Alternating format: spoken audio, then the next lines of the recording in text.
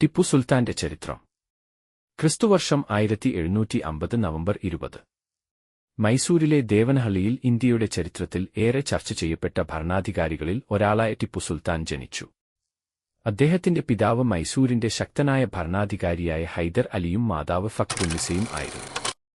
ഇന്ത്യയുടെയും ലോകചരിത്രത്തിന്റെയും പ്രധാന സംഭവങ്ങൾ ലളിതമായി അറിയാൻ ഞങ്ങളുടെ ചാനൽ ഇപ്പോൾ തന്നെ സബ്സ്ക്രൈബ് ചെയ്യൂ.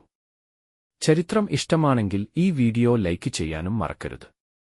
ചെറുപ്പം മുതൽ തന്നെ ടിപ്പു സുൽത്താൻ കുതിരസവാരി, വാളുപയോഗം, തോക്കുപയോഗം, യുദ്ധതന്ത്രങ്ങൾ എന്നിവയിൽ പരിശീലനം നേടി. പിതാവായ ഹൈദർ അലിക്കൊപ്പം വിവിധ യുദ്ധങ്ങളിൽ പങ്കെടുത്തതിലൂടെ അദ്ദേഹം യുദ്ധത്തിന്റെ യാഥാർത്ഥ്യങ്ങളും ഭരണത്തിന്റെ ഉത്തരവാദിത്വങ്ങളും നേരിട്ട് മനസ്സിലാക്കി. 1767 മുതൽ 1769 വരെ നടന്ന ഒന്നാം ആംഗ്ലോ മൈസൂർ യുദ്ധകാലത്ത് ടിപ്പു സുൽത്താൻ ചെറുപ്പത്തിലെ സൈനിക രംഗത്ത് ശ്രദ്ധേയനായി. പിന്നീട് മൈസൂരിന്റെ ശക്തി വർദ്ധിപ്പിക്കുന്നതിൽ അദ്ദേഹം പ്രധാന പങ്കുവഹിച്ചു. 1782 Hyder Ali മരണപ്പെട്ടതോടെ Tipu Sultan മൈസൂരിന്റെ ഭരണാധികാരിയായി. British east India കമ്പനിയുടെ ഇന്ത്യയിലെ സ്വാധീനം അതിവേഗം വർദ്ധിച്ചുകൊണ്ടിരുന്ന കാലമായിരുന്നു അത്. ടിപ്പു ബ്രിട്ടീഷുകാരെ ഒരു വലിയ ഭീഷണിയായി കണ്ടു. മൈസൂരിന്റെ സ്വാതന്ത്ര്യം സംരക്ഷിക്കുന്നതിനായി അദ്ദേഹം സൈന്യത്തെ ശക്തിപ്പെടുത്തി. ഫ്രഞ്ചുകാരുമായി ബന്ധം സ്ഥാപിക്കുകയും യൂറോപ്യൻ സൈനിക സാങ്കേതികവിദ്യകൾ പഠിക്കുകയും ചെയ്തു. ടിപ്പു സുൽത്താന്റെ സൈന്യത്തിന്റെ ഏറ്റവും ശ്രദ്ധേയമായ പ്രത്യേകതകളിലൊന്നായിരുന്നു ഇരുമ്പ് ഉപയോഗിച്ച യുദ്ധ റോക്കറ്റുകൾ. അന്നത്തെ കാലത്ത് റോക്കറ്റുകൾ സൈനികമായി വലിയ തോതിൽ ഉപയോഗിച്ചത് ശ്രദ്ധേയമായിരുന്നു. മൈസൂർ റോക്കറ്റുകളുടെ സാങ്കേതികവിദ്യ പിന്നീട് ബ്രിട്ടീഷുകാരും പഠിച്ച് സ്വന്തം സൈന്യത്തിൽ വികസിപ്പിച്ചു.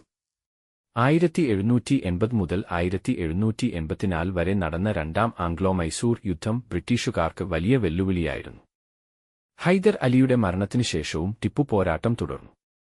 ഒടുവിൽ 1784 മംഗലാപുരം ഉടമ്പടി വഴി യുദ്ധം അവസാനിച്ചു. എന്നാൽ ബ്രിട്ടീഷുമായുള്ള സംഘർഷം അവിടെ അവസാനിച്ചില്ല.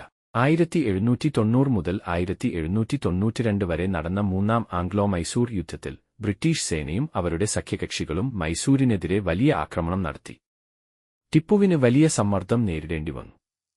അവസാനം ശ്രീരംഗപട്ടണം ഉടമ്പടി ഒപ്പുവെക്കേണ്ടിവന്നു. മൈസൂരിന് വലിയ പ്രദേശങ്ങളും സമ്പത്തും നഷ്ടപ്പെട്ടു. എങ്കിലും ടിപ്പു സുൽത്താൻ കീഴടങ്ങി നിൽക്കാൻ തയ്യാറായില്ല. അദ്ദേഹം സൈന്യത്തെ വീണ്ടും ശക്തിപ്പെടുത്തുകയും മൈസൂരിന്റെ സാമ്പത്തികവും ഭരണപരവുമായ സംവിധാനങ്ങൾ മെച്ചപ്പെടുത്താൻ ശ്രമിക്കുകയും ചെയ്തു. 1799 നാലാം ആംഗ്ലോ മൈസൂർ യുദ്ധം ആരംഭിച്ചു. ബ്രിട്ടീഷ് സൈന്യവും അവരുടെ സഖ്യസേനകളും ശ്രീരംഗപട്ടണത്തിലേക്ക് മുന്നേറി. ശക്തമായ പോരാട്ടത്തിനു ശേഷം കോട്ട വളയപ്പെട്ടു.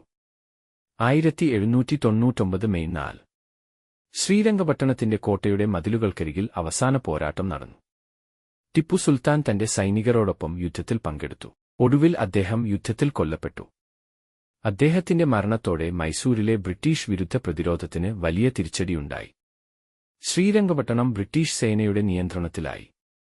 ടിപ്പു സുൽത്താനെക്കുറിച്ച് ചരിത്രത്തിൽ വ്യത്യസ്തമായ വിലയിരുത്തലുകളുണ്ട്. അദ്ദേഹത്തിന്റെ ഭരണനടപടികൾ, യുദ്ധങ്ങൾ, മതനയം, ബ്രിട്ടീഷിനെതിരായ പോരാട്ടം എന്നിവയെക്കുറിച്ച് ചരിത്രകാരന്മാർ വിവിധ അഭിപ്രായങ്ങൾ രേഖപ്പെടുത്തിയിട്ടുണ്ട്. എന്നാൽ ഒരു കാര്യത്തിൽ സംശയമില്ല, 18ാം നൂറ്റാണ്ടിലെ ദക്ഷിണേന്ത്യൻ രാഷ്ട്രീയത്തിൽ ബ്രിട്ടീഷ് ഈസ്റ്റ് ഇന്ത്യാ കമ്പനിയുടെ വ്യാപനത്തെ ശക്തമായി ചെറുത്ത ഭരണാധികാരികളിൽ ഒരാളായിരുന്നു ടിപ്പു സുൽത്താൻ.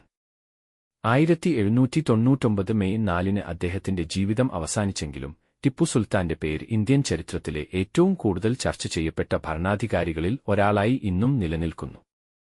ഇതായിരുന്നു ടിപ്പു സുൽത്താന്റെ ചരിത്രം. ഈ ചരിത്രകഥ നിങ്ങൾക്ക് ഇഷ്ടപ്പെട്ടെങ്കിൽ വീഡിയോ ലൈക്ക് ചെയ്യുക, ചാനൽ സബ്സ്ക്രൈബ് ചെയ്യുക. അടുത്തൊരു ചരിത്രവുമായി വീണ്ടും കാണാം.